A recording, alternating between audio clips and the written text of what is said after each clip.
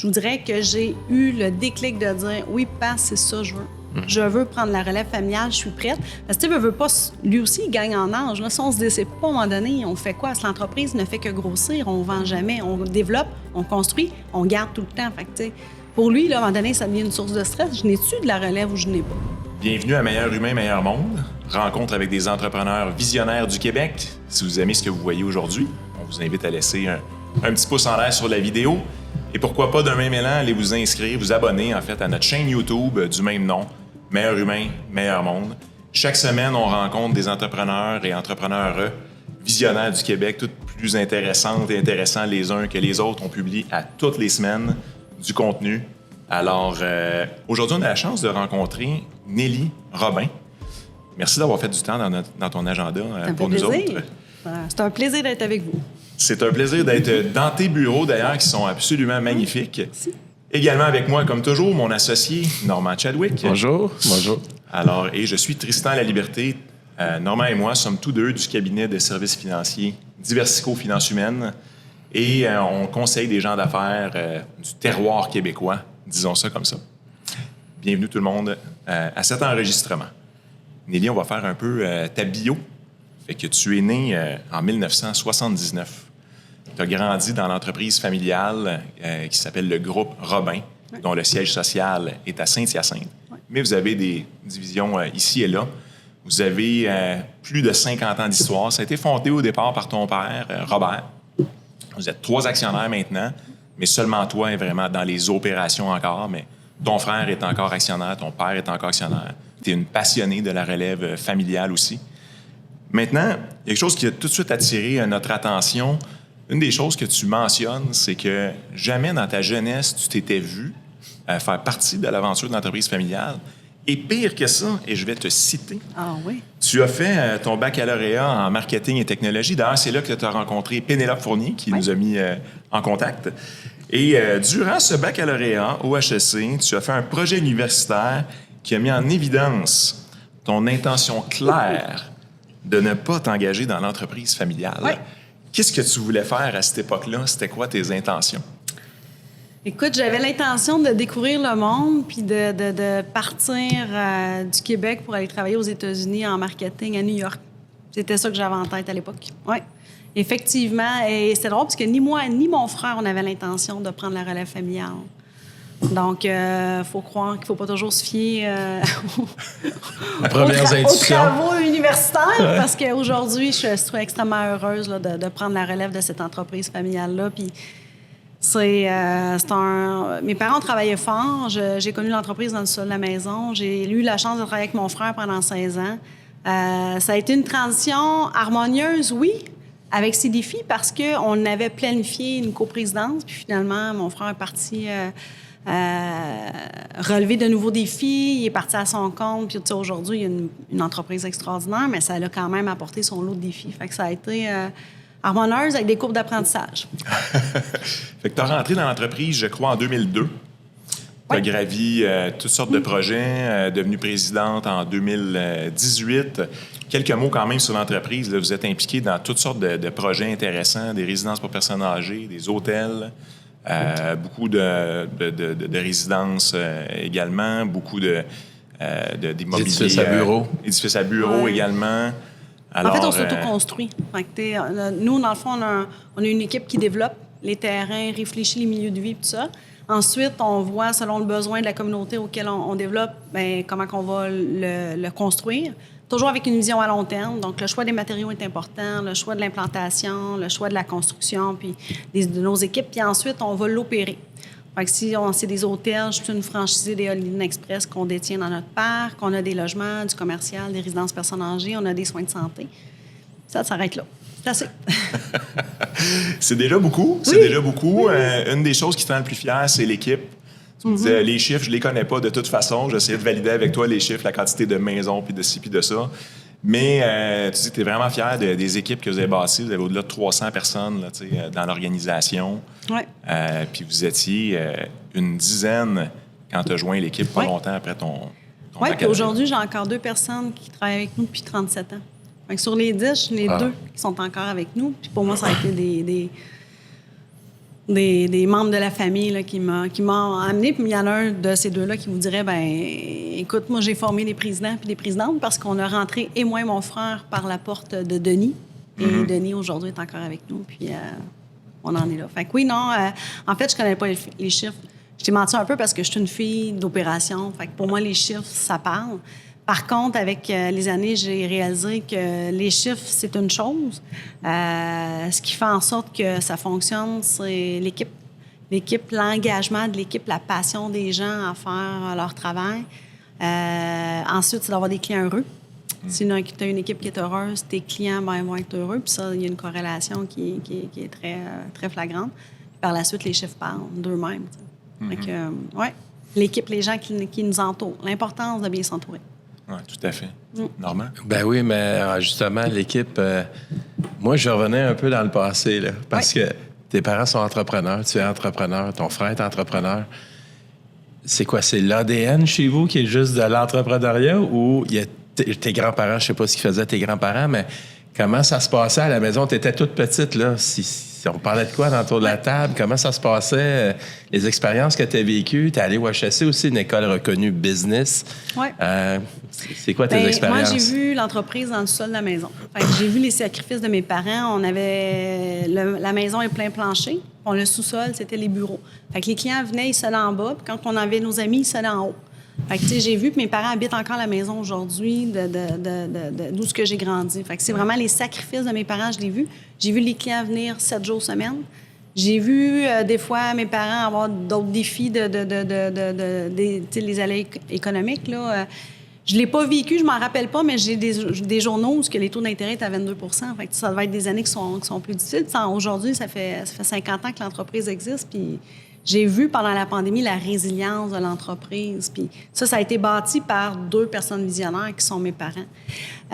J'ai été trempée très jeune là, j'allais sur les chantiers, j'étais tout petite avec mon casque de construction. Fait que j'ai fait les chantiers très jeune. Mon frère, moi, on a tondu du gazon sur nos propriétés.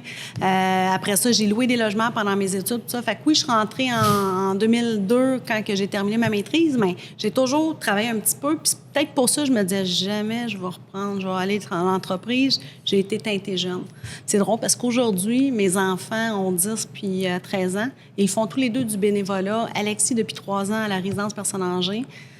Puis il l'adore, puis ma fille à l'hôtel depuis 2 ans. Fait que c'est le fun parce que moi aussi, je trouve que ça leur permet de découvrir c'est quoi le service à la clientèle, c'est quoi un client, l'interaction, le bonheur, le sourire, l'impact que tu peux avoir dans une journée chez quelqu'un. Fait que je pense que ça fonctionne bien.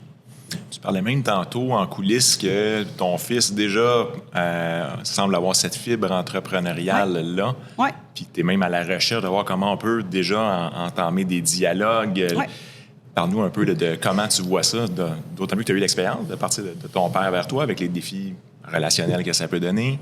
Puis potentiellement qu'il y a une prochaine étape. Je sais pas, c'est jeune, là, 10 puis 13, mais mon père, il serait ici aujourd'hui puis il dirait toute ma vie, j'ai dirigé l'entreprise parce qu'il fallait que je fasse vivre ma famille. Aujourd'hui, moi, je suis au service de l'entreprise. La notion est différente. Puis quand je vois mon fils avec toutes ses idées, maman, l'approvisionnement, on va avoir un échantillon, ça arrive pas finalement, il n'est jamais arrivé. Oups, il comprend que, tu sais, s'il ne fait pas affaire avec les bons partenaires, ben le projet ne se réalise pas. Puis ça, fait que quand je vois ça, comment moi je peux l'aider? Parce que cette fibre entrepreneur-là, je la vois, elle existe. Là. Puis il y a tellement de belles entreprises au Québec. Puis ce que vous faites, c'est extraordinaire parce que vous mettez en lumière des entreprises qui sont peut-être moins connues Puis la relève familiale, c'est important. Fait que si je suis capable de donner des outils à mon fils pour qu'il se fasse une tête de ses propres projets, il peut faire les erreurs avant, c'est parfait. Quand il va arriver à l'entreprise, il va avoir déjà des belles notions. Non, je fais des farces, mais oui, moi, je trouve que t'as ça ou tu l'as pas. Tu deviens pas un entrepreneur du jour au lendemain. Tu peux être intrapreneur, mais quand tu es entrepreneur, tu as ça jeune, à vouloir bâtir des choses, à vouloir faire tes choses toi-même. Puis tout ça. Fait que je trouve ça le fun. Fait que moi, je veux alimenter ça parce que je me dis, écoute, ça peut peut-être t'amener à être un nouveau Québec King. Là. Oui, puis les succès arrivent souvent justement parce qu'on a eu des expériences avec des erreurs. Oui. C'est quoi les erreurs de Nelly? Les erreurs de Nelly. Quand j'étais jeune, boy. Mon père, il serait là, il en donnerait une tonne. Quand j'étais jeune, j'étais pas flexible. Parce que je suis quelqu'un qui performe. Moi, j'aime ça. C'est mon adrénaline. Je suis une fille de discipline, de rigueur, de travail bien fait. Si c'est pas bien fait, je serais pas fière, je le remettrai même pas. Fait que je suis quelqu'un qui aime performer. Mais ça, tu apprends dans ton leadership qu'à un moment donné, tu peux pas performer tout ça. Ça prend une équipe autour de toi. Puis il faut que tu mobilises l'équipe à faire en sorte qu'on gagne en équipe. La beauté, c'est que je suis une fille d'équipe. Là, les erreurs, je te dirais, c'est quand tu finis l'école, dans ta trentaine, tu sais, dans vingtaine, trentaine, tu finis avec un bagage académique, mais tu ne l'as jamais vécu. Oui. Entre 30 et 40, tu le vis. Fait que là, tu sais, ça te permet de faire la notion de ce que tu as appris dans tes livres, mais aussi de le vivre en même temps. Après 40, ta notion est totalement différente. Fait que je vous dirais, mes erreurs, c'est que très jeune, j'étais convaincue d'avoir toujours la réponse, puis j'étais inflexible. Pas de marge de manœuvre pour l'erreur autour de moi, tout ça. Alors que l'erreur est la courbe d'apprentissage qui, selon moi, est même le plus porteur. C'est en faisant des erreurs que tu apprends, puis tu es capable de corriger, puis d'amener ça à un autre niveau. Fait que je te dirais, c'est peut-être ça. Puis mon père passait toujours devant mon bureau, puis il me dirait « Hey, Nelly, flexibilité. » Il doit m'avoir dit ça pendant au moins un an. À un moment donné, j'ai comme cliqué que oui, il faut que j'aille la marge de manœuvre. Puis quand, tu sais, plus tu montes dans l'entreprise, là, tu sais, je suis rendue présidente, tout ça, mais j'ai pas le choix de faire des lâcher-prises. Il faut que tu apprennes à lâcher prise. Il faut que tu apprennes que ça sera pas fait comme tu veux, mais que le résultat va peut-être être aussi valable. Tout ça. Fait que c'est ce volet-là. Souvent, tu veux rentrer, tu veux montrer que tu es capable, tu veux performer, tout ça, au détriment de peut-être juste te faire une lecture de la situation puis de voir comment tu peux contribuer. Je te dirais, ça a été peut-être ma courbe d'apprentissage jeune, mais j'avais mon père qui me ramenait à l'ordre. Bien, justement, je veux parler un peu de cette relation-là parce que souvent, tu sais, dans les entreprises familiales, les rôles, les chapeaux peuvent être mélangés. Hein? Je suis la fille, c'est mon père, c'est ma mère, mais en même temps, je suis une employée. Maintenant, je suis une dirigeante. Je suis la sœur de mon frère aussi. Les gens, les fournisseurs m'ont connu. J'étais la petite fille de monsieur, de madame. Maintenant, je suis la présidente.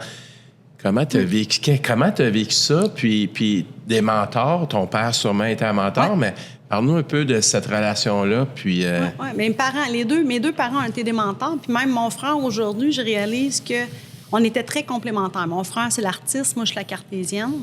Mais quand que mon frère a décidé de partir son entreprise, il a fallu que je devienne un peu artiste parce que tout le volet du développement, c'est Jonathan qui l'avait sur son aile. Fait que, tu sais, j'ai dû le développer. Mais... comment je te dirais ça? Mes parents, ça a été deux sources de mentorat. Mon père, aussi militaire qu'il était, parce qu'il y a la fibre militaire, là, aussi militaire qu'il était, il était quand même capable de nous amener à voir l'autre côté. Puis c'était toujours... Tu sais, c'est une génération aussi. Tu es toujours capable d'en faire plus. Fait que j'arrivais avec des projets, puis il me disait « OK, Nelly, c'est beau, là, ton projet, là, mais... si tu n'as pas le budget, tu fais quoi? » Fait qu'il m'a amené à être créative pour pouvoir réaliser des projets qui coûtaient pratiquement zéro. Ça, là, ça a été une des plus belles courbes d'apprentissage. Après ça, dans sa vision, mon père s'est toujours entouré de gens plus forts que lui dans des spécialités. Ça, c'est une leçon que j'ai retenue. Même encore aujourd'hui, là, je suis extrêmement bien entourée, autant dans l'entreprise. On a un comité consultatif depuis une dizaine d'années. On a un plan stratégique, tout ça, puis on a des bonnes personnes autour de la table. Autant que dans ma vie personnelle, j'ai des amis, d'autres entrepreneurs, présidents d'entreprise, j'ai des forums. Marc Dutil, je sais que vous avez... moi, Marc Dutil, ça a été un coup de cœur à Vaudreuil. Je le connaissais pas du tout, mais je l'ai entendu en entrevue. Puis ce qui m'a touché le plus, c'est les racines, l'importance des racines. Quand on parle de racines, là... jamais j'ai entendu un commentaire de dire « Nelly, dans le temps de ton père, là, on faisait pas ça. » Jamais, je l'ai jamais entendu. Donc, pour moi, ça veut dire que j'ai réussi à amener l'entreprise à être en continuité puis à garder ces racines-là, qui sont importantes, tes racines, parce qu'il y a une histoire. Fait que Marc a été un de mes mentors qui encore aujourd'hui, là... quand des fois, je peux avoir des petites zones de turbulence, tu sais, je peux m'appuyer sur lui, puis j'apprécie énormément ça. Fait que je suis très bien entourée, autant de mon forum, de ma vie professionnelle, même ma vie personnelle, j'ai des amis extraordinaires. Puis quand tu as eu cette vision-là, peut-être de voler tes propres ailes, d'aller à New York, puis travailler dans le domaine dans lequel tu as étudié, tes parents étaient au courant de ça ou... C'était vite revenu à l'entreprise familiale? Mon père, là, jamais il m'a forcé à mener l'entreprise. quand mon frère, là, c'est mon artiste, là, c'est mon cheval de course. Lui, il voulait régler le bug de l'an 2000. Fait qu'il a fait une maîtrise en TI, il a fini en 99, puis il n'a jamais eu de bug. Fait qu'il n'a pas eu d'emploi. Fait qu'il a commencé à rentrer dans l'entreprise, bien malgré lui, à démarrer le site Web. Puis il est 3 ans plus vieux que moi. Fait que là, mon père m'a dit, Nelly, tu serais-tu intéressée à venir? Je dis, tu sais, pas sûr. Moi, la construction, l'immobilier, je suis une fille de marketing, je suis une fille de produits. Tu sais, quand tu vas au HEC, où on te montre les marques L'Oréal, les marques de vêtements, c'était ça. Fait que c'était pas la construction, c'était pas sexy pour moi. Mais j'ai dit, gars, je voulais pas le regretter, je vais aller faire ma maîtrise, puis peut-être qu'après, je vais te dire oui. Puis finalement, j'ai dit oui, je l'essaye 1 an, mais sinon, si j'aime pas ça, tu m'en tiens pas rigueur. Finalement, j'ai vraiment, vraiment, vraiment aimé ça. Puis mon père a fait un cours à Boston, il y a de ça plusieurs années, auquel aujourd'hui encore, cette année, sa cohorte se voit année après année. Fait que, tu sais, quand on dit d'être bien entouré, c'est des forums d'entrepreneurs, c'est tous des présidents d'entreprise, puis c'est à l'international. Fait que moi, j'ai connu ça parce que je voyageais à chaque année, 1 année sur 2 dans ces voyages-là. Donc, moi, j'ai voulu faire cette formation-là de 3 ans. Tu pars pendant 1 an, pendant 3 ans, ça s'appelle OPM. Puis je l'ai fait, puis encore, j'ai ma cohorte à chaque année. Fait que mon père est OPM 21, moi, je suis OPM 48. Puis c'est une ressource extraordinaire. Et c'est là, je vous dirais que j'ai eu le déclic de dire, oui, papa, c'est ça que je veux. Je veux prendre la relève familiale, je suis prête. Parce que tu veux pas, lui aussi, il gagne en âge. Là, si on se décide pas, à un moment donné, on fait quoi? Si l'entreprise ne fait que grossir, on vend jamais. On développe, on construit, on garde tout le temps. Fait que, tu sais, pour lui, là, à un moment donné, ça devient une source de stress. Je n'ai-tu de la relève ou je n'ai pas? Fait que là, suivant ça, on s'était fait, mon père nous a fait des to-do list. Voici, on a fait des tests psychométriques. Voici vos devoirs pour accéder à la présidence. Vous voulez être 2 coprésidents? Pas de souci, parce que c'était issu de moi et mon frère. Vous allez avoir d'autres entreprises en coprésidence. Puis à l'époque, c'était pas très C'était pas évident, oui. On a fait nos devoirs et tout ça. Puis finalement, ben, on a été 2 coprésidents pendant 6 mois, jusqu'à ce qu'ils disent, écoute, Nelly, sais-tu quoi, j'ai un projet, puis si je le fais pas, j'ai l'impression que je le ferai jamais parce que... Ton frère? Oui. Avec mon frère a quitté, puis je me suis retrouvée seule. Puis là, ben, ça a été la courbe d'apprentissage, puis ça fait 6 ans. Mais j'adore ce que je fais. Nelly, moi, je trouve que quand on t'écoute parler, quand on lit votre histoire, honnêtement, on dirait que ça a tout été facile. Oui. Mais on sait qu'en affaires, c'est pas toujours le cas. Ouais. Avez-vous eu des périodes de turbulence, justement, des moments là, particulièrement de défis, que c'est là que vous avez dû compter sur vos équipes et votre agilité pour rebondir?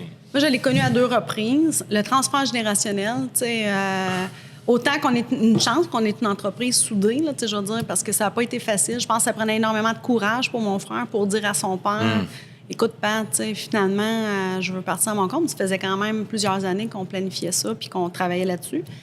Puis tu sais, lui aussi, ça devait être un deuil, là, parce qu'il était quand même passionné de l'immobilier.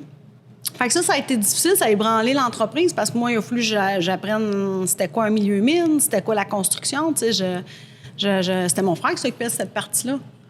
Fait que ça m'a amené à retrousser mes manches, mais la beauté, puis c'est là où tu dis d'être bien entouré fait toute la différence. Ma gang d'opérations m'ont dit, Nelly, vas-y du côté du développement de la construction, nous autres, on s'occupe du reste. Parce que ça faisait longtemps que je travaillais avec eux. Fait que ça m'a énormément, ça a sauvé... Fait que là, pendant 18 mois, j'ai travaillé à faire ma licence d'entrepreneur. J'ai appris c'est quoi des milieux humides. Je me suis collée sur des urbanismes, tout ça. Après ça, la pandémie est arrivée. Fait que je te dirais, la 2e zone de turbulence, c'est là que je l'ai vécu. Moi qui ai connu de la croissance toute ma vie, il a fallu que je gère une crise. Tu fais quoi, tes hôtels? T'es gardes ouverts ou t'es fermes? Le marché, il est ferme tout. Tu les pèses qui est garde ouverte ou mes hôtels? Ou, tu sais? Fait que non, on a eu des super belles stratégies. On a été bien entourés. Mais ça n'a pas été sans questionnement de ça. J'ai des résidences personnes âgées, j'ai des soins de santé. Ça a été, je touche du bois, j'ai eu aucun décès lié à la pandémie, puis je suis une des seules dans notre région. Fait que je suis très fière de mon équipe. C'est l'équipe là que j'aurais pas fait ça toute seule. Fait que la pandémie m'a amené à gérer de la décroissance, ce qui était nouveau pour moi, que j'ai énormément appris de ça, fait que j'ai apprécié ça, m'a appris aussi la résilience de l'entreprise, le fait d'avoir différents secteurs. Quand j'ai vu que je perdais tous mes revenus d'hôtel, j'étais allée voir mon équipe de construction de maisons neuves, j'en étais capable de doubler le nombre de maisons, je repalliais mon cash flow.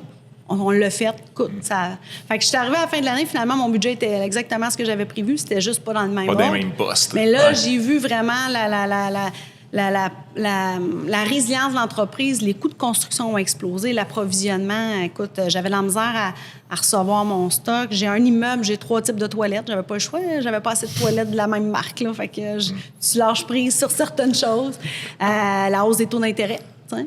Fait que tout ça fait en sorte que finalement, au bout de la ligne, la beauté, c'est tous les efforts que mon père, mes parents ont faits à bâtir l'entreprise avec des assises prudentes, parce que mon père, en plus, il était professeur de comptabilité, fait que lui, les chiffres, il les connaissait par cœur.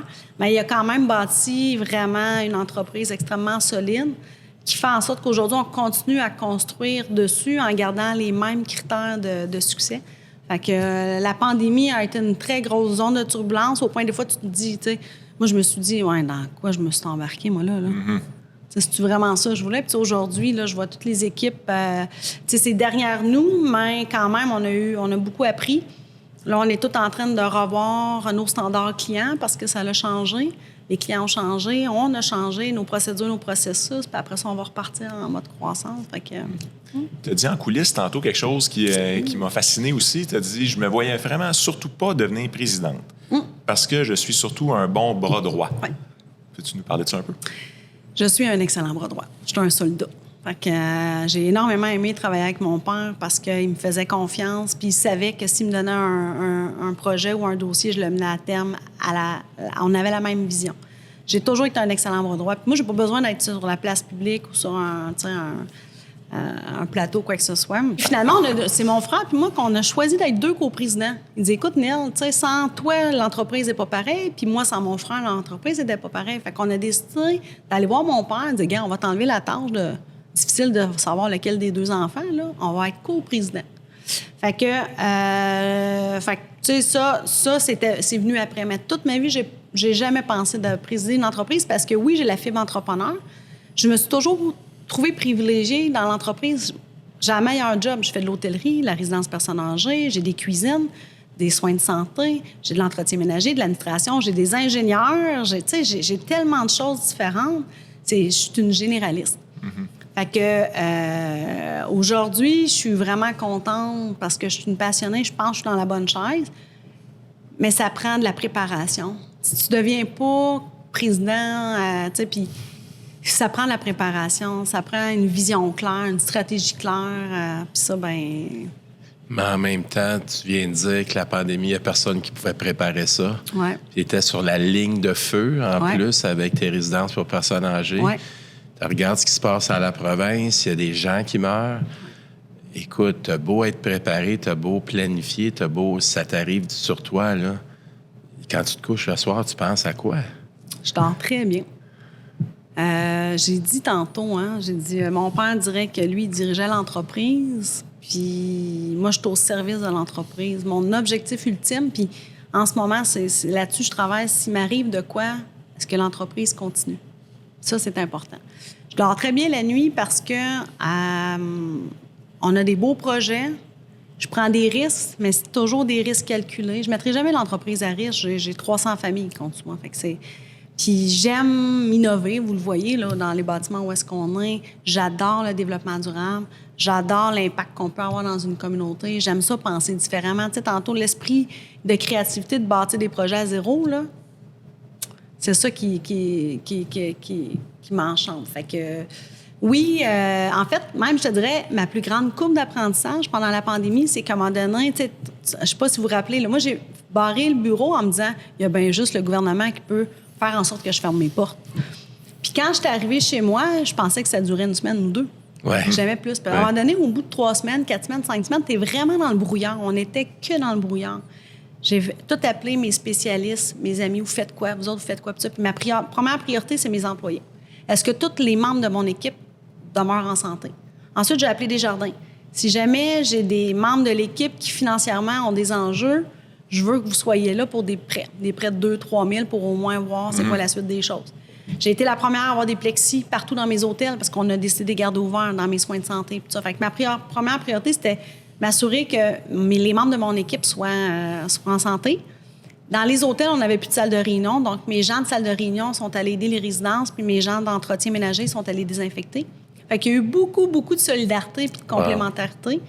Puis, à un moment donné, j'ai réalisé que, justement, on était dans le brouillard, puis je n'étais pas toute seule. Fait que là, j'ai dit à ma gang, ce qu'on ne contrôle pas, on va passer au travers, mais travaillons sur ce qu'on contrôle. C'était le relationnel. Je me suis mis à parler à mes résidents à l'eau vive. Là, je ne pouvais plus y aller dans mes résidences parce que j'ai des enfants qui allaient à l'école ou pas à l'école. J'ai fait des vidéos 2-3 fois par semaine pour leur expliquer où est-ce qu'on s'en allait, c'était quoi les décisions du gouvernement, tout ça. Écoute, on a fait des affaires là, incroyables. On a mis une plateforme de communication parce que j'étais plus capable de parler à l'équipe de Vaudreuil, l'équipe de Trois-Rivières. Ça a amené des technologies pour des plateformes de communication qu'on garde aujourd'hui. Là, mais tu sais, on a vraiment travaillé sur le relationnel.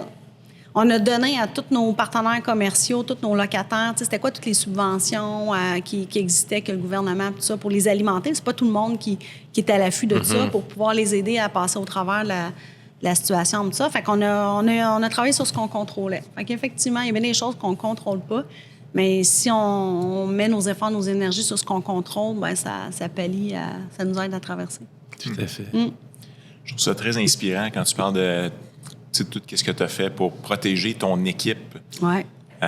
Tu mentionnais tantôt un peu tes liens lointains relativement et proches en même temps avec l'armée. Puis j'avais comme un flash autour de, on dit « never leave a man behind ». On ne laisse jamais personne en arrière dans une crise. Est-ce que c'est peut-être un peu ça qui t'a guidé? Bien, pourquoi j'ai choisi, j'ai été nominée récemment lieutenant-colonel honoraire. Mon rôle, c'est de faire le pont entre la communauté puis mon unité de réserve. Moi, je suis 6e bataillon au Royal 22e Régiment, puis je suis sur le territoire de Drummond, Saint-Jean, Saint-Hyacinthe.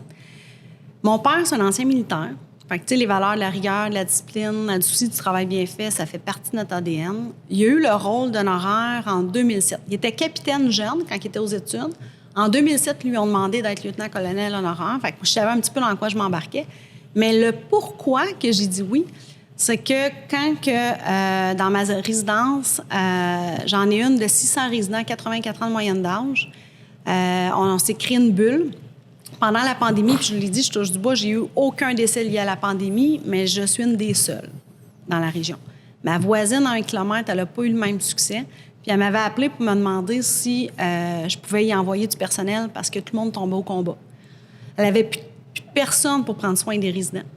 Fait que ça a été un des téléphones, je me rappellerai toujours, j'ai la chair de poule, que j'ai raccroché puis je me disais, my God, j'ai été obligée de dire non, ben j'avais pas personne. Parce que je savais que si j'envoyais mon monde, il revenait pas.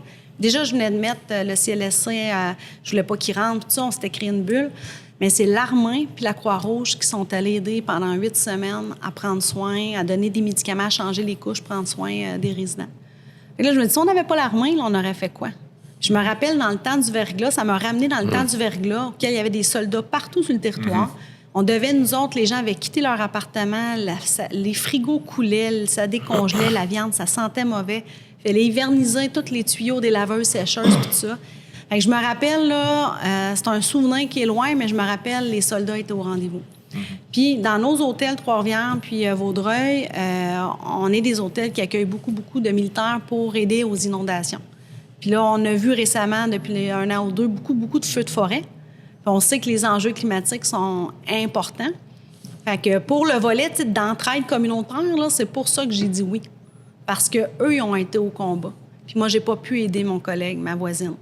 Fait que là, mais plus j'avance dans mon rôle, plus je découvre à quel point il va y en avoir de plus en plus d'enjeux d'inondations, de feux de forêt, tout ça.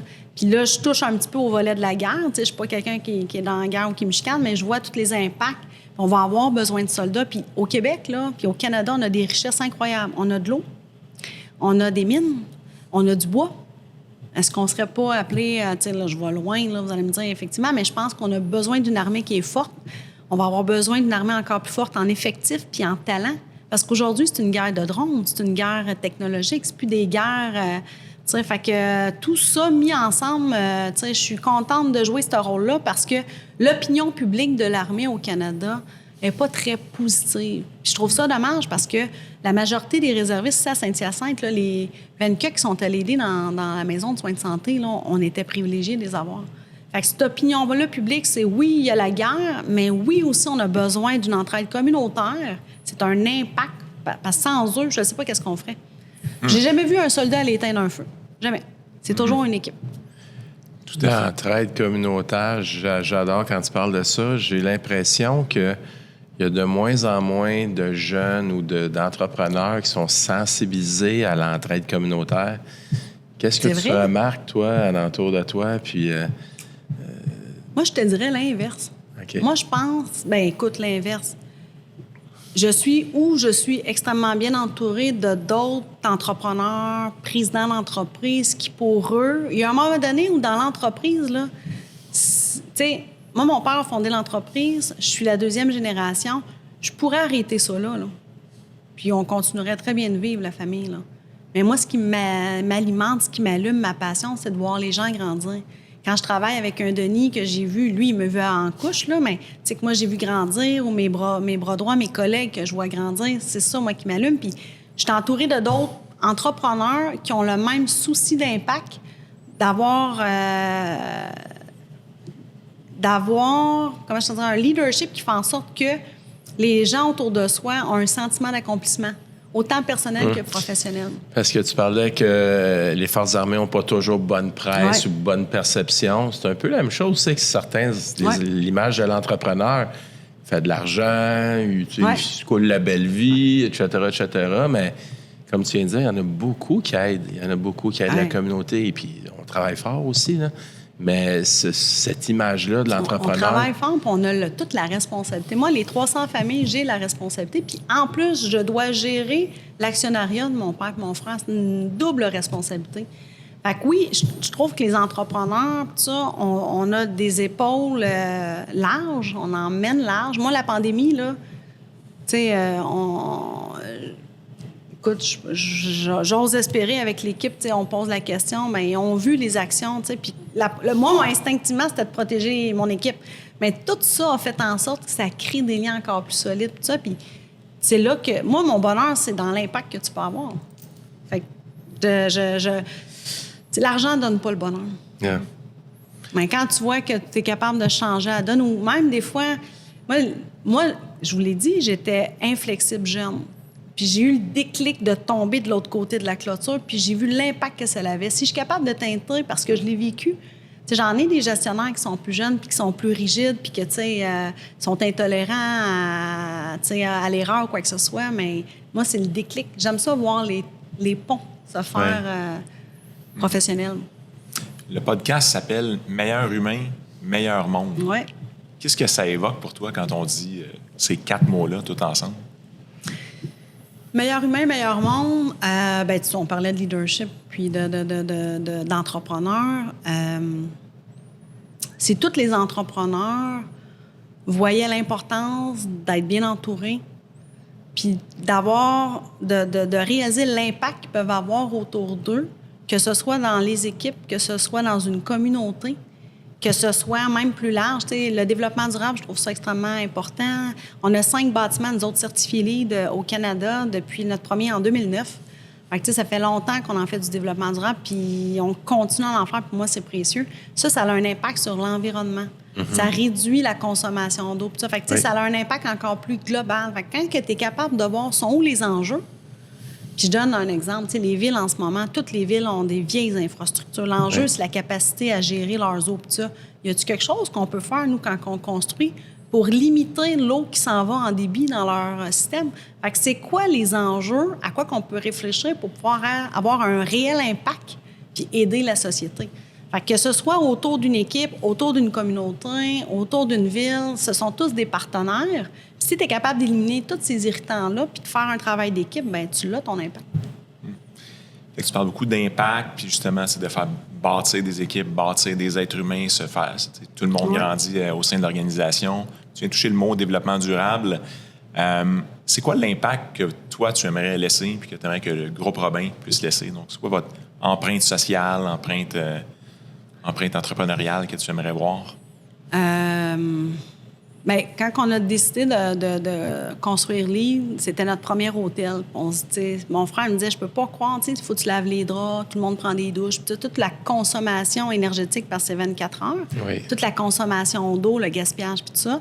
Fait qu'on a visé vers ça. Fait que tu as le volet, tout ce qui est impact sur la consommation de richesses naturelles qu'on a au Québec qui coûtent pas cher, là. Le gaz, l'électricité, l'eau, tu sais, on est privilégié. C'est pas le cas dans tous les pays. Fait que tu as déjà ton impact là. Puis là où je pense que l'impact est important aussi, puis où on a moins de marge de manœuvre à cause de tout le volet des réseaux sociaux, puis ça, c'est la gouvernance. Quelle importance d'avoir une saine gouvernance. Puis pour moi, ça fait partie du développement durable parce que c'est la transparence, c'est l'éthique d'une entreprise. Tout ça. Fait que pour moi, le développement durable fait... l'entreprise est issue de tout ce qui est gouvernance éthique, qui fait partie du développement durable, tout l'impact social ou sociétal qu'on peut avoir autour de nous, tout le volet des ressources naturelles qu'on peut protéger. Puis, je travaille là, avec l'équipe, j'aimerais ça que tout le volet résidentiel, c'est difficile de faire du lead au niveau résidentiel parce que c'est beaucoup plus coûteux. Puis je trouve que les gouvernements sont pas assez... les gouvernements et les municipalités sont pas assez partenaires avec les promoteurs pour développer davantage des bâtiments verts, alors qu'à long terme, ça va définitivement avoir son impact. Fait que l'impact au niveau du développement durable peut être à plusieurs éléments. Puis, l'impact sociétal, je suis en train d'organiser une levée de fonds. Mardi prochain, on va être 1000 femmes au Colisée Vidéotron pour la Fondation québécoise du cancer. Tantôt, je disais que je t'avais partagé que ma maman a eu un cancer l'année passée. Ça me fait réellement plaisir. Jour 1, un projet qui n'a pas de notoriété à Trois-Rivières. Le Colisée Trois-Rivières est dans mon projet. C'est l'équipe des Lions qui est là, une division des Canadiens. Puis c'est tellement entouré de testostérone que je dis, moi, je vais mettre de l'estrogène là-dedans. Fait que mardi prochain, j'étais à 5 tables là, de réussir mon 1000 femmes. Mais mardi prochain, on va avoir 1000 femmes avec une belle table gastronomique pour reconnaître les femmes, les battantes, là, puis qui ont traversé la démarche ou celles qui ont accompagné. Mais c'est pour la Fondation québécoise du cancer. Donc, ça va autant aux hommes qu'aux femmes, là. Mais oui, ça va être... ça a un bel impact. Je suis contente, j'ai hâte. Une autre question pour toi. Depuis tantôt, tu parles de l'importance de se développer puis comme être humain puis comme gouvernance. Puis tu nous as parlé de quelques moments charnières de ta vie, de réaliser que tu étais peut-être effectivement inflexible comme ton père te l'avait dit. Tu as eu une transformation de ce côté-là. Éventuellement, tu as réussi à devenir coprésidente. Éventuellement, tu as réussi à être présidente puis à remplacer. Il y a toutes sortes d'étapes dans ton parcours. Comment tu fais pour te développer encore à ce stade-ci de ta vie? Et dans quoi as-tu besoin de te développer? Plein de choses. Il faut avoir une ouverture d'esprit puis une capacité d'introspection. Ça, moi, j'adore apprendre. Puis c'est niaiseux, mais je me dis, le jour où je vais être dans mon cercueil, là, les gens vont dire quoi? C'est niaiseux, mais... Qu'est-ce qu'ils vont dire? Ça, était fatigante ou... T'es mal commode. Était mal commode. Moi, ça se pourrait parce que ça, j'adore être mal commode. Mais quelqu'un qui était égoïste ou quelqu'un qui était dans le partage, ça, c'est niaiseux, mais pour moi, ça me préoccupe. Puis pas parce que... Je le fais pas pour ce que les gens vont penser, mais je le fais vraiment parce que... j'y pense vraiment parce que... Je suis quelqu'un qui, fondamentalement, j'aime être une bonne personne. Je suis quelqu'un qui va suivre les étapes. J'aime rentrer dans les règles. J'aime, tu sais. Fait que... puis j'adore aller à l'école. Moi, j'aurais pu aller à l'école toute ma vie. Fait que... Encore aujourd'hui, tu sais, je réalise que d'avoir été à Boston, j'avais un bébé de 5 mois à l'époque, ma première année, puis j'étais allée quand même pendant 3 ans. Je me suis sortie de l'entreprise, sortie de ma famille pendant 1 mois parce que c'était intensif. J'ai dit, si je suis capable de prendre ce pas de recul-là pour aller à l'école, bien, je suis capable de continuer à prendre au moins 1 semaine ou 2. Fait qu'à chaque année, je m'en vais me ressourcer pour... écoute, tu vois, l'année passée, c'était tout l'immobilier du futur, toute la crypto-monnaie, toute la métaverse, des sujets que tu sais, on entend parler, mais on ne sait pas trop qu'est-ce que ça mange, là. Fait que pour moi, là, de retourner à l'école, je m'en fais un devoir à chaque année et d'apprendre des gens autour de moi, des autres entrepreneurs, des autres coachs ou mentors qui m'entourent, puis de voir à quoi j'ai pas pensé. Est-ce que tu lis des livres? Est-ce que tu écoutes des podcasts, entre autres? Est-ce que, tu sais, quoi d'autre qui sont tes outils pour te nourrir l'esprit puis continuer de te développer? Je lis beaucoup. Je suis très papier.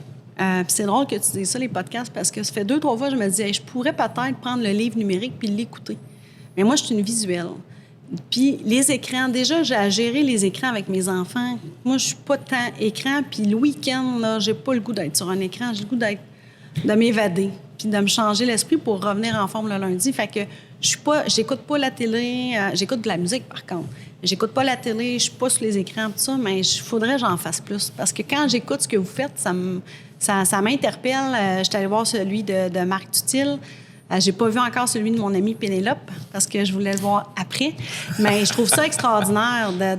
Puis, tu sais, comme entrepreneur, là, on a tous les mêmes enjeux. Là. Les enjeux de crise de main-d'œuvre, des enjeux de cash flow ou de hausse de taux d'intérêt, des enjeux de télétravail, des enjeux de. Fait que c'est juste de voir c'est quoi les bonnes pratiques, puis y a-t-il des choses qu'on peut s'inspirer pour pouvoir apporter, puis comment faire les choses différemment. Tu disais tantôt que ton père était un grand visionnaire. Oui. Tu as l'air d'être assez visionnaire aussi. Tu te ressources, tu te recueilles pour regarder un peu où va le futur. Quand tu regardes le futur, tu regardes combien d'années au loin quand tu fais, mettons, de la planif stratégique, comme exemple? Quand j'ai repris le relais puis que j'ai su que mon frère resterait pas dans l'entreprise, je me suis fait une vision de 10 ans. Mais je suis quelqu'un qui accorde énormément d'importance au long terme. Autant dans mes relations que dans ma vision.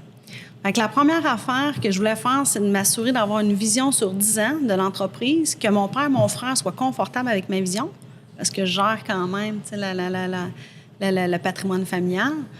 Puis, à travers ça, je me disais, mon père a pris sa retraite à 70 à peu près. J'ai peut-être pas le goût de me rendre jusqu'à 70. Je peux très bien servir l'entreprise différemment. Puis moi, mon objectif, c'est qu'autour de 60 ans, je puisse être présidente du conseil, continuer à servir l'entreprise avec mes connaissances, puis de continuer à faire vivre, à faire grandir cette belle entreprise-là. Mais mes enfants ne seront jamais prêts. Fait que c'est sûr qu'il va y avoir un président d'entreprise qui ne sera pas un Robin au groupe Robin.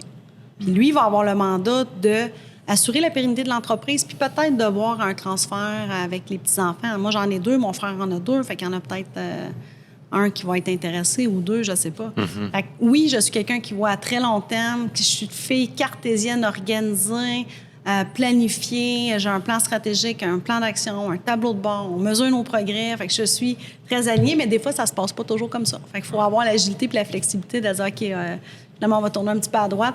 On va s'y rendre, là, mais il faut lâcher prise. Je vais aller un peu plus loin dans le futur. Oui. Je vais te poser la question de Doc et Marty du film Back to the Future. On va sauter dans une DeLorean, là, tu sais, le film où est-ce qu'on pouvait se promener dans le temps avec une voiture. Fait que tu as parlé de 10 ans. Fait qu'on va s'en aller dans 10 ans d'ici. Fait qu'on est en 2034. Tu débarques de l'auto, tu te vois, puis tu as l'air donc bien heureuse. Qu'est-ce qui s'est passé dans ces 10 années-là pour que tu sois On a bâti des milieux de vie. On a bâti des milieux. Moi, je suis fière. Tu sais, j'étais allée à Vaudreuil. Là, ça faisait un petit bout de temps. Je n'étais pas allée à mon hôtel de Vaudreuil. Je suis revenue. Puis je suis fière. Je suis contente. Quelle belle équipe. Quelle belle propriété. C'est beau, c'est propre. Ça fait 6 ans, on dirait que c'est 9. C'est ça, pour moi, la fierté, là, de tant qu'à le faire, on va bien le faire. Puis après ça, on va bien s'en occuper. Si, là, nos hôtels sont pas beaux, sont pas propres, puis on a des clients insatisfaits, puis on n'en construira pas d'autres, là. Fait que ma vision, c'est que dans 10 ans, puis je suis pas inquiète, c'est qu'on ait bâti des milieux de vie. Avec mon père, tu sais, dans la construction, à l'époque, on bâtissait des immeubles. Un 10, un 12, un 24 logements, un immeuble commercial. La beauté, c'est que mon père a acquis du terrain au fil des années, puis on a des belles grandes terres, des beaux terrains de jeu. Je peux mettre des logements, je peux mettre des maisons, du commercial, de l'hôtellerie, de la résidence personnes âgées. Fait que c'est un petit peu ce que je fais, là. Tu sais, j'étais à Saint-Hyacinthe, ici, on est dans un beau milieu de vie. Tu sais, de l'autre côté, c'est tout le volet hôtellerie, restauration. Je suis en train de construire des immeubles à logement en face. J'ai une belle clinique médicale. J'ai 2 résidences de personnes âgées, puis tu es dans ma tour à bureau, puis ça, à moins d'1 kilomètre. Fait que c'est des beaux milieux de vie. Je suis en train de bâtir ça à Trois-Rivières, mais avec une notion de divertissement, parce que Trois-Rivières, c'est un arrêt. C'est un incontournable. Vous avez parlé de l'amphithéâtre de Trois-Rivières, qui est extraordinaire. Oui. C'est magnifique. On a le fleuve. On est entre Montréal et Québec. Entre la tuque, la chasse, la pêche. Fait qu'il y a vraiment, c'est une région qui performe touristiquement parlant, qui est incroyable. Après ça, on s'en va à Belleuil, on a Saint-Bruno, on a Sainte-Julie. Fait que moi, je suis bonne en région parce que je sais que je suis capable d'avoir un impact local, de voir c'est quoi les besoins de la ville ou ce que je développe, comment on peut faire en sorte qu'on ficelle un projet qui répond. aux besoins, puis de faire un milieu de vie. Ça veut dire qu'il y a des interconnexions. Puis je te donne un exemple. À Trois-Rivières, l'année passée, il y avait quelqu'un qui voulait établir son siège social, puis c'est un bureau de, je pense, 80 professionnels. Hey, je dis, je viens de construire une garderie de 100 quelques places. As-tu besoin de garderie pour tes employés? Fait que, ben oui, certain. Fait que là, j'ai appelé Maria, qui gère la garderie là-bas, qui est ma locataire, que j'adore. J'ai appelé Maria. Je dis, Maria, tu peux-tu m'avoir, pas cette année, mais l'année prochaine, 5 places en garderie pour répondre aux besoins de... Fait que moi, j'aime ça, les connexions. Fait qu'elle m'a dit, ben oui. Fait que, tu sais, pour lui, c'est un plus parce qu'il y a des places en garderie au moment où on a de la misère. Puis je donne un autre exemple. Dans mes résidences personnes âgées, j'ai un médecin. Il dit, Nelly, je veux partir à mon compte parce que il faisait d'urgentologue. Il est urgentologue plus la résidence. Je veux partir à mon compte, ça te va-tu? Je vais continuer à... Ben oui, certain. Tu prendrais-tu mes 30 gestionnaires? Fait que j'ai offert à mes 30 gestionnaires un service de médecin de famille, parce qu'il y en a combien qui en cherchent de médecins de famille? Tu sais, moi, ces connexions-là, fait que dans 10 ans, là, si je suis capable de créer un milieu de vie auquel je sais qu'il y a eu un impact pour plein de monde, puis qu'entre eux, ils voient l'impact de collaborer en équipe, l'intelligence collective, là, moi, c'est ma mission. Est-ce qu'il y a des domaines dans lesquels vous n'êtes pas déjà implanté puis qui commencent à t'intéresser? Non, je sais pas. Non, c'est une bonne question. J'aime tellement ce que je fais. On avait déjà eu des garderies. On a mis les garderies, on a enlevé cette section-là. Mais je vois pas parce que moi, c'est la complémentarité. Tu sais, moi, je le réfléchis, on le construit, puis après ça, ça va dans un de nos portfolios, mais le portfolio est tout intégré. Tu sais, comme ici, tout est intégré. Puis je veux continuer à développer dans ce que je sais faire, puis je suis bonne, parce que je sais que je vais réussir. Tu sais, je veux dire, dans les 6 dernières années, quand j'ai pris le relais de la présidence, ma courbe d'apprentissage, c'était vraiment plus le côté de l'urbanisme, la construction, là, vraiment plus dans son détail. J'ai eu ma courbe d'apprentissage là, puis là, c'est tout le volet, parce que l'entreprise grandit, c'est moi de m'appuyer, moi. Fait que là, j'ai trouvé des vice-présidents qui, au niveau exécutif, vont m'aider à réfléchir le futur. Ouais. On a mis en place un comité d'exploitation qui va gérer tout le volet des opérations au quotidien. Fait que, non, pour de vrai, à date de ce stade-ci. Je vais te poser la question que je ne sais même pas si on doit encore la poser. Pas la question qui tue. Je sais pas. J'ai quel âge? Non. Ça faut juste être fort en masse. 2024 moins 1979. Écoute, la construction, c'est un monde masculin. Oui. Tu es quand même une femme qui a fait sa place. C'est-tu encore important de dire qu'on a une femme dans un milieu qui est traditionnellement homme, ou qui l'a été en tout cas?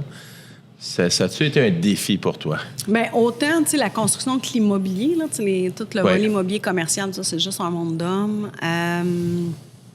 Il y a encore une place il y a encore place à ce que les femmes puissent être de plus en plus présentes. C'est sûr que c'est un métier qui est plus difficile. Tu sais, physiquement, c'est quand même difficile. Mais j'ai des femmes sur mes chantiers. Puis sérieux, ça me rend heureuse. Puis c'est sûr que l'harmonie sur les chantiers, c'est un des éléments les plus précieux. Puis je sais que les femmes sont bien accueillies parce que les valeurs de l'entreprise sont teintées jusqu'au terrain. Oui. Malheureusement, je ne suis pas convaincue que c'est partout comme ça. Puis la beauté, c'est qu'en construction, il y a des métiers qui sont probablement mieux faits. Puis là, je fais attention à ce que je dis, par une femme. Puis je donne un exemple, le joint, la peinture, ça prend beaucoup de détails, tu sais. Des fois, je trouve que les femmes ont plus ce souci-là du détail. Tandis que dans le rough, physiquement, les gars, il faut que ça aille vite, tout ça, puis ça roule. Fait que je trouve que si autant les hommes que les femmes verraient l'apport des deux comme complémentarité dans un métier qui a été plus masculin, il y aurait des chantiers qui seraient encore mieux de qualité, plus... mais moi, chez nous, j'ai des femmes, j'ai des hommes, puis je suis très heureuse. Puis c'est drôle parce que ça m'a aidée. Ça m'a aidée parce que je suis une femme, mais j'arrive jamais avec mes talons hauts. J'ai mes bottes de construction, j'ai mon casque, j'ai tout l'équipement. Puis quand j'arrive sur un chantier, je donne jamais d'ordre ou jamais de commentaires. Tout ça. Au contraire, je pose des questions. Moi, j'aime ça apprendre, j'aime ça voir pourquoi ils font ça comme ça. Tout ça. Fait que je pose des questions, puis ils sont fiers de me répondre. Que je prenne le temps de dire hey, « excuse-moi, peux-tu me dire pourquoi qu'on fait ça comme ça? » Ah, c'est parce que le par-vapeur, si je fais pas ça, l'eau, tu sais, la condensation va rentrer, ça va faire pourrir, tout ça. Fait que j'ai toute l'explication. Fait que j'ai vraiment... Ça a été même, je te dirais, positif d'être une femme dans un milieu d'hommes. Tout est tout dépend de la façon où tu navigues à travers ton milieu, là. Mais moi, j'ai jamais eu d'enjeu, j'ai jamais eu de mauvais commentaires. Au contraire, ça m'a même aidé. Tu viens de dire que tu aimes poser des questions. On dit souvent même qu'une bonne question vaut beaucoup mieux qu'une bonne réponse. As-tu une question classique que tu poses justement devant un comité consultatif, par exemple, ou dans un comité stratégique qui t'a fait faire du chemin? En fait, c'est même pas auprès de eux. Oui, je vais le faire, mais la question que je pose régulièrement en équipe ou aux membres individuels de l'équipe, non-stop, puis vous te direz, c'est quoi les questions, Nelly? C'est quoi ton niveau de bonheur aujourd'hui? Pour moi, ça, c'est important parce qu'il ne sera jamais égal. Tu ne seras jamais à 8 toute ta vie. Tu vas être à 5, tu vas être à 9, tu vas être à...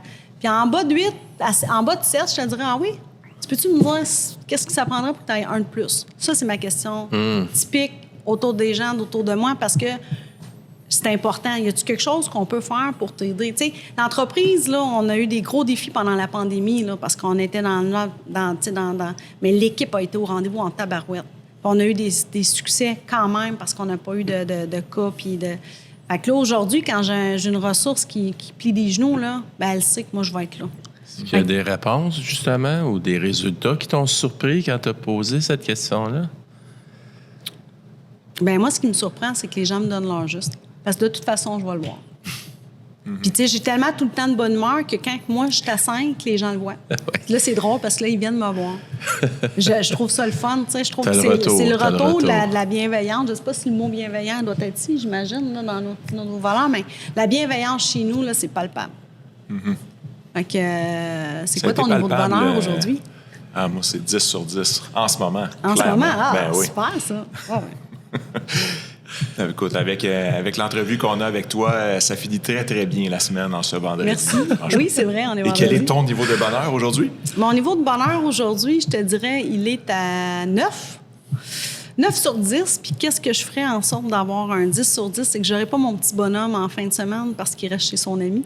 Puis j'aime bien mes moments de famille parce que je travaille avec mon mari. C'est drôle, hein, parce que j'ai travaillé avec mon père, avec mon frère, avec mon mari. Il faut que mon niveau de bonheur soit... faut que mon verre à moitié soit à moitié plein. Ouais. C'est vraiment une des plus belles expériences que j'ai eues. Puis tous les week-ends, mon moment de bonheur à moi, c'est de passer du temps avec ma famille. Fait que je serais à 10 sur 10 mon petit bonhomme serait avec moi, mais il est très, très heureux d'être avec ses chums adolescents. C'est sûr. Écoute, ça me donne envie de lire, parce que pendant que tu parlais, pendant que tu as répondu à la question Back to the Future, j'ai vraiment été touché et inspiré quand j'ai lu votre mission sur votre site web. Puis c'est vraiment de cet angle-là que tu nous as répondu. Tu sais, des fois, on a l'impression que c'est juste des mots sur des murs, mais je pense vraiment que c'est ce que moi, tu m'as fait vibrer tout le long de l'entrevue d'aujourd'hui. Fait que votre ultime mission, c'est de créer des milieux de vie innovants et inspirants où nos clients se sentiront heureux et épanouis. Oui. C'est vraiment très beau. On a tous besoin d'une maison ou d'un logement. On a besoin d'un toit. Puis c'est important d'être bien dans son toit. On a des gens d'affaires qui ont besoin d'un espace pour son commerce, son restaurant, tout ça. Bien, il faut que ce soit fonctionnel, il faut que ce soit arrimé à l'esprit. On a tous besoin de voyager. On a besoin de bien dormir. Puis on a besoin d'aide quand on est un peu plus vulnérable, qu'on est rendu à un certain âge, puis on a besoin d'accompagnement. Mais la plus belle mission d'entreprise, dans toute l'entreprise, c'est probablement les résidences personnes âgées parce que ils m'ont vu, j'avais une couche aux fesses. Aujourd'hui, je prends soin d'eux, puis je les accompagne dans la décroissance du cycle de vie normal. Oui. D'ailleurs, tu me disais tout à l'heure que c'était une demande que certaines personnes ont fait à ton père. Oui. D'avoir une résidence pour personnes âgées. Je ne sais pas si tu te rappelles, avant les années 2000, là, une résidence personnes âgées, ça n'existait pas, premièrement. C'était un foyer. Oui, c'est vrai. Tout était rose et mauve. Je ne sais pas si tu t'en rappelles, là. Puis on a un bâtiment qui s'appelle la Clé du Bonheur, qui n'a aucun service. C'est un immeuble à logement que ça faisait tellement longtemps que les résidents habitaient là qu'ils avaient un certain âge. Ils sont allés voir mon père puis on dit « Robert, on aimerait ça, avoir un bâtiment mais avec quelques services. » Fait que là, mon père dit « Bien, écoute, je vais voir qu'est-ce qui se fait au Québec. » Fait qu'il a fait, il s'est promené, voir qu'est-ce qui se faisait au Québec. Puis on constatait que c'était beaucoup des foyers, tu sais. Puis après ça, moi, je suis rentrée dans l'entreprise. J'ai participé à un deuxième exercice. Qu'est-ce qu'on devrait faire ici, à Saint-Hyacinthe, qui répondrait aux besoins? on a bâti le projet qui s'appelle L'Eau-Vive. Ça fait 22 ans aujourd'hui. Fait que ça a été mon premier bébé. Le premier projet sur lequel je me suis penchée dans l'entreprise, c'est celui-là. Puis c'est là où on a amené la restauration, les soins de santé, le gym, la piscine, des grands appartements. Puis c'était vraiment, je te dirais, une des plus belles fiertés de l'entreprise, là, c'est la résidence L'Eau-Vive. Mais à l'époque, le mot même résidence n'existait pas parce qu'on a bâti en 2020, en 2000, en 2002, on a ouvert. Puis la certification du gouvernement est arrivée en 2007-2008. Fait que, tu sais, c'était même pas, c'était pas connu. Fait que oui, d'être à l'écoute des clients, c'est eux autres qui sont capables. Ben oui, de ton milieu. C'est eux autres qui sont capables de dire c'est quoi les innovations, où est-ce qu'on s'en va, c'est quoi les nouveaux besoins. Nelly, le temps passe vite en bonne compagnie. Trop parler, hein? Fait que l'entrevue tire à sa fin. Moi, j'ai retenu plein de choses que j'ai envie de te dire. Oui. J'ai vraiment entendu le mot entraide. J'ai entendu beaucoup le mot humain, puis toute la richesse d'être bien entouré. J'ai vraiment entendu le mot famille. Évidemment, tout le mot des milieux inspirants, puis des endroits pour vivre. Moi, ce sont mes take-aways de cette entrevue-là. Merci de nous avoir partagé tout ça. C'est vraiment super intéressant. J'espère que beaucoup de monde vont écouter ça puis avoir envie. Moi, ça m'a donné envie de créer des lieux encore plus intéressants dans lesquels habiter, travailler, rencontrer du monde. En te parlant, là, vraiment, c'était ça là, qui m'a fait vibrer. Bien, merci. Ça me fait plaisir. Pour ma part, prendre soin. Tu as beaucoup parlé de prendre soin de différentes façons. Continuer de s'éduquer, s'instruire, de prendre le leadership quand on sent l'appel, puis de ne pas hésiter, de bien s'entourer. Ouais. Et vraiment, tu t'es déjà fait demander pour aller en politique. Je peux pas croire qu'il y a personne qui est venu te voir pour te solliciter. Puis j'irais pas, je serais pas bonne en politique. Je serais pas bonne. J'aime mieux mettre mes énergies à prendre soin des autres. Ouais. Bien, bravo, félicitations. Merci. Félicitations. Merci beaucoup de ton temps aujourd'hui. Ça fait plaisir. Merci à vous. Merci.